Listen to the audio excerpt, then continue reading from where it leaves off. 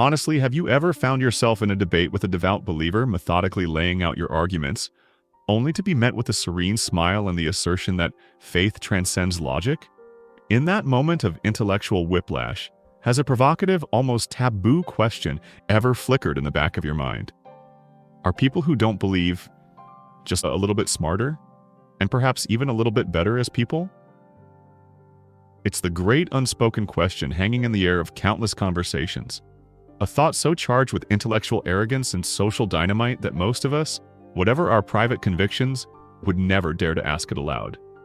But here at the God Mirage, we are not in the business of shying away from uncomfortable questions. We are in the business of dissecting them, holding them up to the light of evidence and seeing what truths, however unsettling, they might reveal. Today we take on that very question. We are going to dive headfirst into the data, the psychology, and the philosophy behind belief and non-belief. This won't be a simple exercise in self-congratulation. The world is far too complex for that. But it will be an honest one. Now, exploring these ideas often means navigating a world that can be hostile to skepticism. In most corners of our planet, simply questioning the dominant faith makes you an outlier, a dissenter swimming against a powerful current. It's a reality that shapes our experiences in profound ways. So let us know in the comments where you're watching from, and what the climate is like for skeptics in your corner of the globe.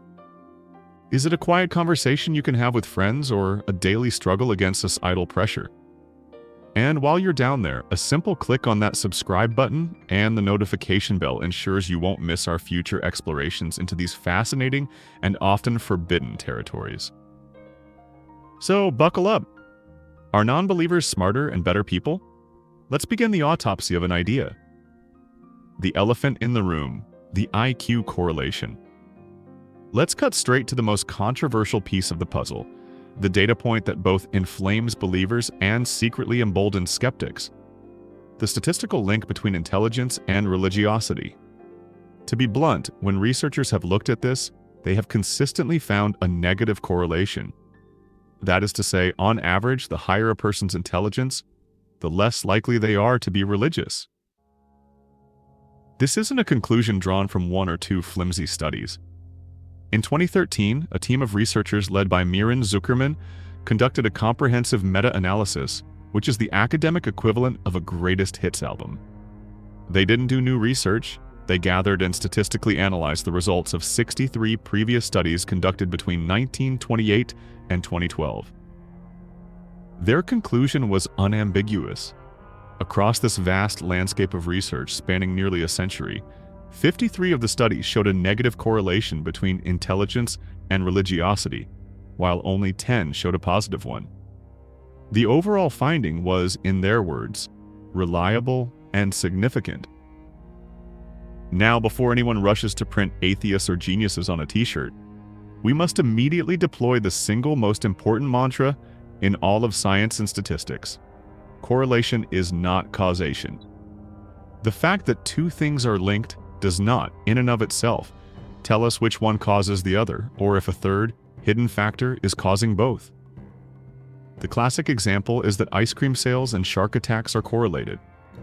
They both rise in the summer, but one does not cause the other. The third factor is, of course, the warm weather that drives people to both the beach and the ice cream truck. So, what's the warm weather in this situation? Why does this correlation exist? There are a few compelling hypotheses. The most straightforward one is that higher intelligence, particularly analytical intelligence, makes a person more likely to question and ultimately reject religious doctrines. Religion, at its core, relies on propositions that are non-empirical, untestable, and often counterintuitive. It asks for belief in miracles, supernatural beings, and afterlives, all without a shred of verifiable evidence. A person with a higher capacity for logical reasoning and critical analysis is arguably better equipped to spot the logical fallacies, the internal contradictions, and the simple lack of evidence that underpins most faiths. They are more inclined to demand proof, to follow a chain of logic to its conclusion, and to be dissatisfied with "because the Holy Book says so" or "it's a matter of faith" as acceptable answers. Their cognitive toolkit is simply better suited for deconstruction than for acceptance. However, we cannot ignore the towering intellects throughout history, and even today, who have been devout believers. The intellectual landscape is not a simple binary of smart atheists and dull-witted believers. Think of Francis Collins, the brilliant physician-geneticist who led the Human Genome Project, and is also a devout evangelical Christian. Or Georges Lemaitre, the Belgian physicist and Catholic priest who first proposed what would become known as the Big Bang Theory. These are not men whose intelligence can be reasonably questioned. So how do they do it? How do brilliant minds reconcile the empirical rigor of their professional lives with the unfalsifiable claims of their faith? The most likely answer lies in a fascinating psychological mechanism known as compartmentalization. It's the mental equivalent of having a fire door in your brain. On one side, in the laboratory or the study, every hypothesis is subject to brutal scrutiny, every claim must be backed by data, and peer review is the law of the land. But when a question of faith arises, the fire door slams shut, and a different set of rules applies. In this sealed-off compartment, evidence is no longer required, personal experience is paramount, and certain core beliefs are designated as axiomatic, beyond the reach of questioning. It's a remarkable feat of cognitive gymnastics, allowing a person to be a world-class scientist from Monday to Saturday, and a faithful believer on Sunday without experiencing a debilitating sense of cognitive dissonance. They simply keep two different sets of books for two different aspects of their reality. And for some, this works perfectly well. But it is by its very nature a departure from a purely analytical and evidence-based worldview. The correlation we see in the data may simply reflect the fact that, for a majority of intelligent people, maintaining that fire door is either too difficult or too intellectually unsatisfying. The education equation. Closely related to the question of raw intelligence is the powerful variable of education. The data here is, if anything, even more stark and consistent than the IQ data. Study after study, particularly in the developed world, shows a powerful and direct relationship between the level of educational attainment and the level of secularism. The Pew Research Center, for instance, has repeatedly found that Americans with postgraduate degrees are significantly less religious than the general population. While a substantial majority of the general public might express a belief in God and identify with a specific religion, these numbers drop precipitously among those who have spent the most time in institutions of higher learning. Among elite scientists, the members of the National Academy of Sciences, for example, belief in a personal God plummets into the single digits. This pattern is not unique to the United States. It's a global trend in developed nations. More school, it seems, often means less God. The simplistic and often cynical explanation, usually peddled by religious apologists, is that universities are secular indoctrination camps where impressionable young minds are brainwashed by liberal professors into abandoning their faith. This is a convenient narrative, but it fundamentally misunderstands what a good education actually does. A university education, at its best, is not about telling students what to think. It is about teaching them how to think. Consider the core components of higher education. First, there is the exposure to staggering diversity. For many, college is the first time they've left a relatively homogeneous community and been immersed in a sea of people with different backgrounds, cultures, ethnicities, and crucially, different belief systems. They may form a deep friendship with a Muslim, a Hindu, a Buddhist, and an atheist, all of whom are intelligent, kind, and moral people. This experience has a powerfully corrosive effect on religious certainty.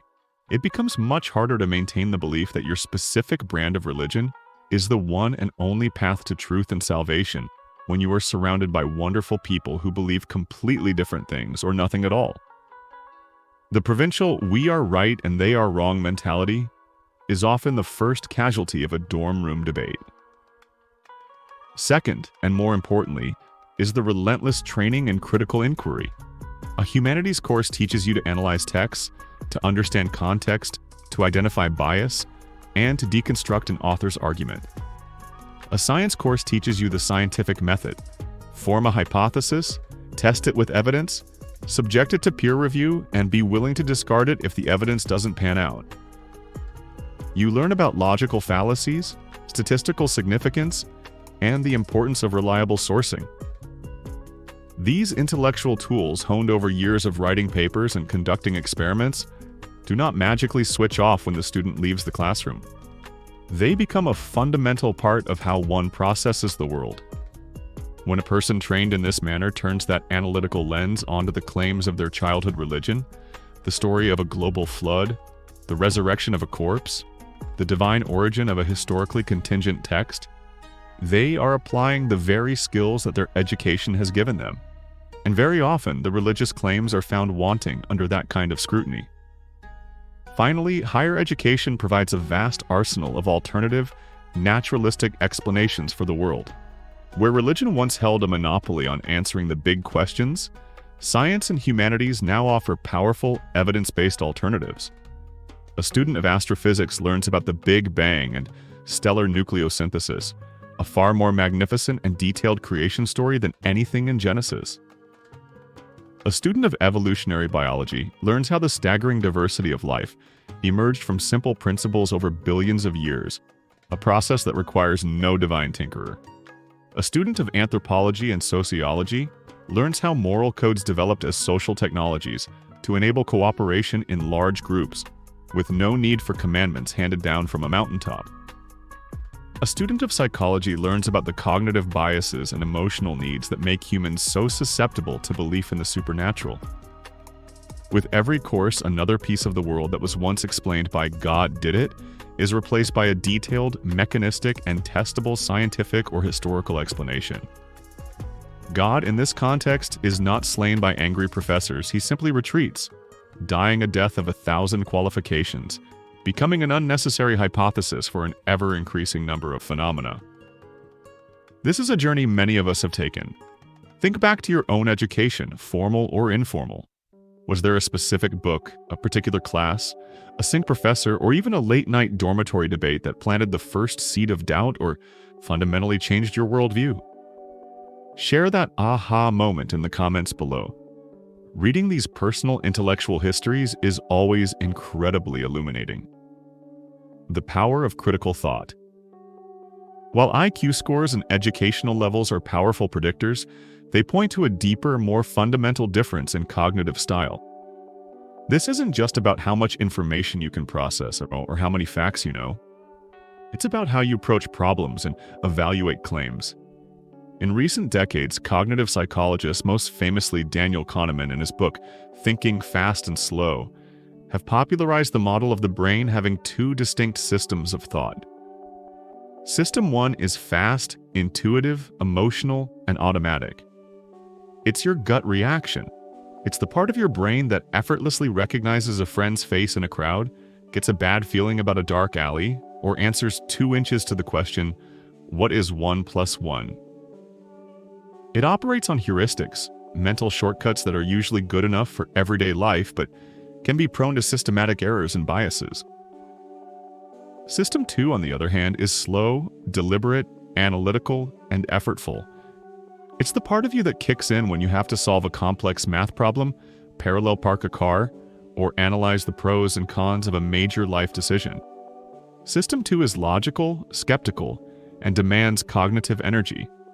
It's the voice in your head that says, wait a minute, let me think this through. Religious belief, in many ways, is a triumph of System 1 thinking.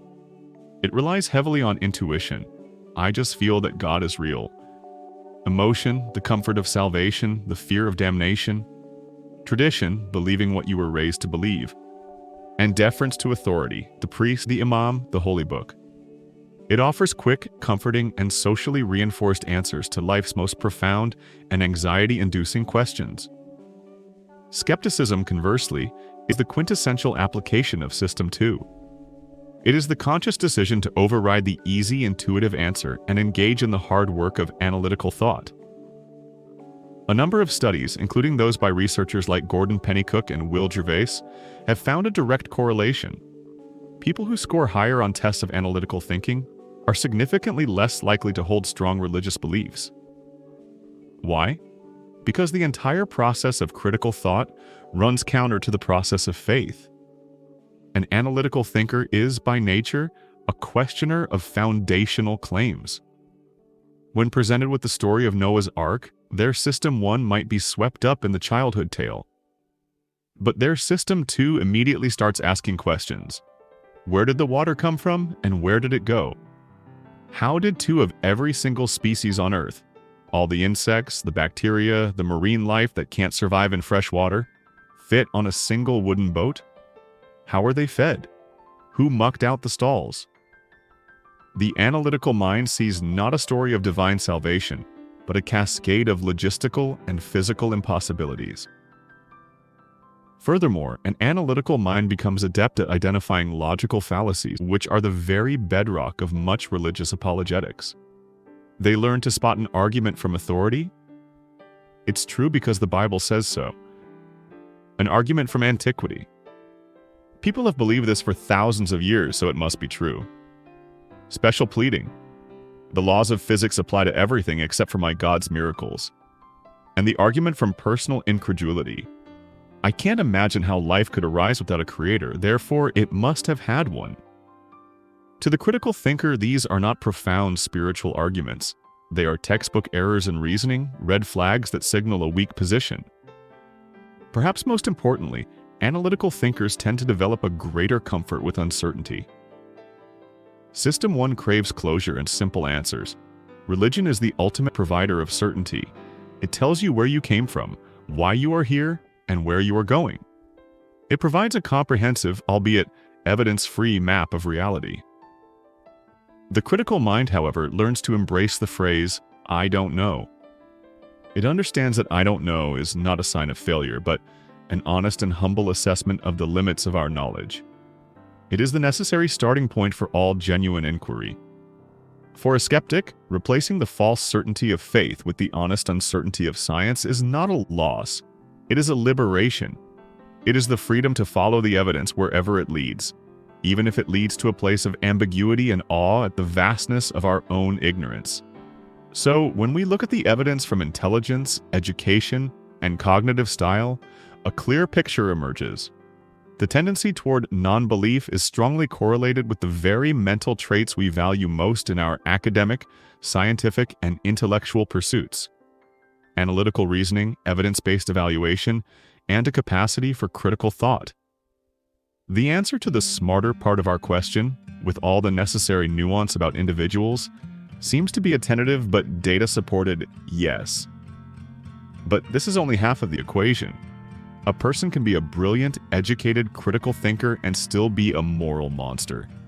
And that brings us to the far more complex and emotionally charged part of our question. Are non-believers also better people? The moral monopoly myth. Now we arrive at the heart of the matter, the question that is wielded like a cudgel in playground arguments and presidential debates alike. Can you be good without God? The religious claim, often asserted with an air of unassailable certainty, is that morality is a divine franchise. Without a celestial lawgiver to hand down commandments and the threat of eternal punishment to enforce them, humanity would inevitably descend into a Hobbesian nightmare of chaos and depravity. What's to stop you from murdering your neighbor and stealing his widescreen TV if there's no hellfire waiting for you? This argument, while emotionally potent, is built on a philosophical foundation of sand. It crumbles under the weight of a question first posed by Plato in ancient Athens over 2,000 years ago. It's called the Euthyphro dilemma, and it is quite simply the undoing of divine command theory. The question is this: is something morally good because God commands it, or does God command it because it is in itself morally good? Let's carefully dissect these two possibilities, because within them, the entire concept of a divine moral source evaporates. First, let's assume that an act is good because God commands it. This means that morality is entirely arbitrary, subject to the whims of a celestial monarch. If God were to command tomorrow that compassion is evil and torturing children is the highest good, then, according to this logic, torturing children would become a righteous act. Morality would have no intrinsic nature, it would simply be a list of rules from an all-powerful dictator. This turns goodness into mere obedience. Most thinking people, believers included, find this conclusion horrifying. It divorces morality from any sense of reason, empathy, or human welfare, and reduces it to blind, sycophantic submission. An all-powerful being that defines good this way is not a source of morality, but a source of tyranny. So let's explore the second horn of the dilemma, that God commands an act because it is already good. This option seems far more palatable at first. Of course, God commands us not to kill because killing is intrinsically wrong. But think about what this means. If the goodness of an action exists independently of God, if compassion is good and cruelty is bad on their own merits, then God is no longer the source of morality. He becomes, at best, a cosmic middle manager, a glorified messenger who simply recognizes and relays a moral standard that exists outside and above him. We wouldn't need God to tell us that setting fire to a hospital is wrong. We could, in theory, figure that out for ourselves by accessing the same independent moral standard that he does. In this scenario, God becomes morally redundant. The Euthyphro dilemma leaves the believer in an impossible position. Either morality is arbitrary and tyrannical, or God is irrelevant to it. There is no third option. This isn't some modern atheistic gotcha. It's a foundational problem in philosophy that has never been satisfactorily solved by theologians. The notion that morality flows from a divine being is a house of cards, and this simple ancient question is the gust of wind that blows it all down. The religious don't have a monopoly on morality. Philosophically, they don't even seem to have a coherent claim on it. The secular compass. Where does goodness come from? If the divine well is dry, where do we non-believers get our moral water? The answer is not that we steal it from the religious, as some would claim, secretly borrowing from a Judeo-Christian heritage while pretending we came up with it on our own. The answer is that we draw it from a deeper, older, and far more universal source, our shared humanity, forged in the crucible of evolution and refined by the light of reason. The bedrock of our morality is biological. Empathy, compassion, altruism, and a sense of fairness are not supernatural gifts injected into our souls. They are evolutionary adaptations hardwired into our primate brains. We are a social species. Our survival for millions of years depended not on the strength of the individual, but on the cooperation of the group. An early human who was incapable of empathy, who felt no compulsion to help a fellow hunter or share food with another's child, was a liability to the tribe. Groups that fostered cooperation, reciprocity, I'll scratch your back if you scratch mine, and a sense of collective well-being were the ones that outcompeted others, survived, and passed on their genes. We see the roots of this everywhere in the animal kingdom. Vampire bats share blood meals with unrelated roost mates who have failed to feed. Apes will console a fellow ape who has lost a fight. The capacity for pro-social behavior is written into our DNA. Religion didn't invent the golden rule. It simply observed a successful survival strategy and branded it as divine. But biological instinct is only the raw material. It's the marble from which the statue of ethics is carved. The chisel we use is reason. This is the foundation of secular humanism. The philosophical stance that we can live ethical, meaningful lives based on reason, empathy, and a concern for human flourishing without any need for religious dogma. The humanist approach to morality is not static or absolute. It is a dynamic and ever-improving process. Unlike religious morality, which is supposedly set in stone in an ancient text, secular morality is open to revision in light of new evidence and new understanding. We don't believe slavery is wrong because a 2,000-year-old book tells us so. And by the way, most of them notoriously don't, and even provide rules for it. We believe slavery is wrong because we can rationally deduce that it causes immense suffering, that it violates fundamental principles of autonomy and dignity, and that a society that permits it is demonstrably worse for its members. Our morality is tied not to the commands of an invisible being, but to the real-world observable consequences of our actions on conscious creatures. The ultimate question for a secular ethicist is not, what does God command? But what course of action will lead to the least amount of suffering and the greatest amount of well-being? And what is the result of this approach? If religious belief is so essential for a functional moral society, then we should expect to see the most religious nations being the safest, healthiest, and most peaceful places on Earth. But the data shows the precise opposite. When you look at metrics of societal health, low crime rates, high levels of trust, low infant mortality, high life expectancy, economic equality, and overall happiness, the countries that consistently top the charts are among the most secular on the planet. The nations of Scandinavia, Denmark, Norway, Sweden, as well as countries like Japan and the Netherlands, are overwhelmingly non-religious, yet they are paragons of social function. Conversely, many of the nations with the highest rates of devout belief are plagued by violence, corruption, and instability. This correlation is a damning piece of real-world evidence against the claim that God is a necessary precondition for goodness. The data suggests that if you want to build a good society, you don't need more prayer. You need more education, a stronger social safety net, and a commitment to rational, human-centered values. The shadow of ideology, believer and non-believer.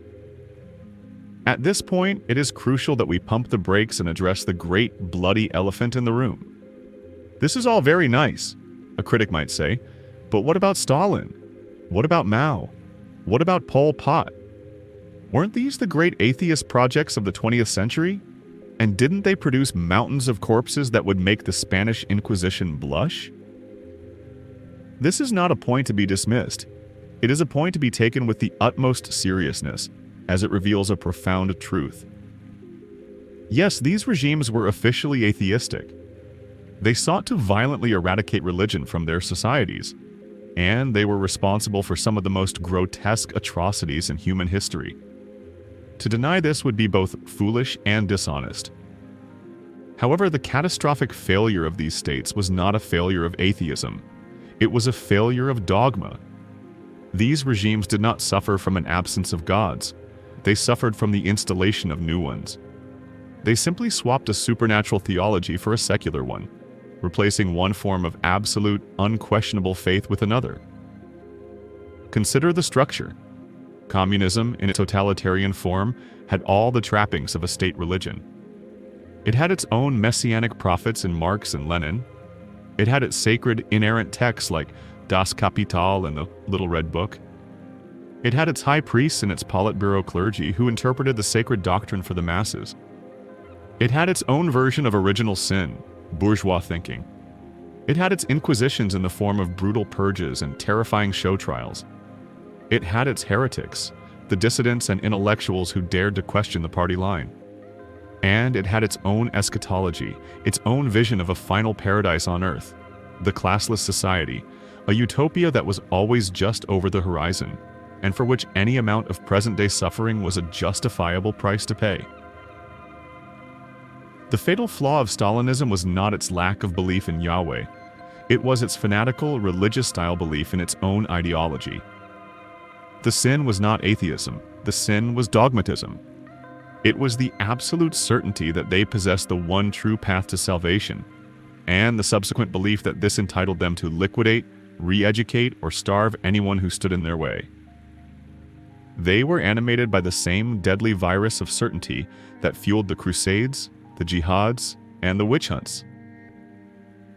The brand of non-belief that we explore on this channel, the skepticism born of the Enlightenment, the humanism rooted in reason and empathy, is the philosophical opposite of this totalitarian dogmatism. True skepticism is not about replacing one set of answers with another. It is about embracing a method of inquiry. It is about humility in the face of complexity. It is about rejecting the very notion of sacred texts and infallible prophets, whether their names are Moses or Marx. It teaches us to be suspicious of anyone who claims to have all the answers and to be wary of any ideology that promises a perfect future in exchange for a brutal present. The horrors of the 20th century do not teach us that we need God. They teach us that we desperately need to abandon our human thirst for absolute certainty and ideological purity, whatever form it takes. The problem is not the lack of God in the public square, but the presence of dogma in the human mind. Conclusion. So, after this long and winding journey, where have we arrived? Are non-believers just smarter and better people? The answer, like reality itself, is nuanced, but the trend lines are clear. On the question of intelligence, the vast body of evidence does suggest a strong, persistent negative correlation between religiosity and metrics like IQ, education level, and analytical thinking. This doesn't mean every believer is unintelligent or every atheist a genius. But it does mean that, on average, the cognitive tools that we associate with intelligence, critical analysis, logical reasoning, and a demand for evidence, make a person more likely to question and ultimately reject religious claims. The answer to the smarter question seems to be a qualified statistical yes. The question of being better is more complex, but here too, the case for secularism is formidable. We've seen that the very idea of a divine source of morality collapses under basic philosophical scrutiny. We've explored the robust, rational, and humane alternative, a secular morality rooted in our evolved capacity for empathy and our rational desire for human flourishing. This foundation is not only coherent, but it appears to produce superior societal outcomes, creating safer, healthier, and more peaceful communities than those built on fervent religious belief. And we've recognized that the greatest evils are born not from atheism, but from the uncritical absolute dogma that both religion and totalitarian ideologies so dangerously share. So, are non-believers inherently better people? No, goodness is not an identity, it is a practice. There are kind believers and cruel atheists, but what we can say with confidence is this: the philosophical and ethic frameworks of secular humanism provide a sounder, more rational, and ultimately more humane foundation for living a good life than any doctrine based on ancient myths and divine commands. You do not need God to be good. In fact, understanding that goodness is a human responsibility, not a divine mandate, may be the most crucial step toward becoming a truly moral person. It places the burden of creating a better world squarely where it belongs, on our own, very human, shoulders. If this exploration of ideas has challenged or affirmed your own thinking, please give this video a like and subscribe to the God Mirage for more intellectual autopsies of faith, belief, and the human condition. Share it with a friend, believer or skeptic, who isn't afraid of a real conversation. And for one final thought, let us know in the comments. If you had to distill your own moral code down to a single principle, godless or otherwise, what would it be? Thank you for watching, and keep questioning.